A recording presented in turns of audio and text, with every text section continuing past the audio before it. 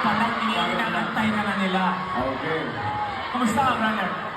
I'm so happy right now. Also, nakita ko yung editing. Nakita ko sa mga videos na ngayon.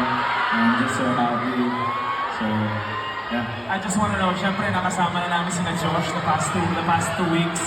Meron na bang nakwento sa inyo? Nakwento sa inyo kung kumusta dito si Acer yung practice na? Yeah. Masaya. Definitely, meron ko sinasabi na masaya na ako dito. Kasi, syempre, yung pinakamasayang part naman dito is makita sila. And dapat patient is harap nila. So, nasa mga important kami naman.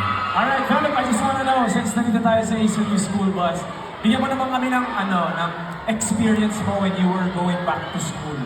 Baga papalik ka sa school, summer, mag-school. Excited ka ba noon? Ako to be honest, hindi. kasi nag-aaral kasi ako sa public school. So every time na back to school, before mag-start yung school, naglilinis kami sa campus. So, alam mo yun, nung high school ako, medyo ayoko gawin yung mga ganung bagay. But, para makapag-aaral, kailangan gawin. So, yeah, pag sa pag-aaral naman, masaya naman din talaga. Especially, meron kang friends. So, yeah, yung madaming mga memorable na mga bagay na hindi ko makakalimutan. Yo, I'm sure everyone can relate. Sino nakakalimutan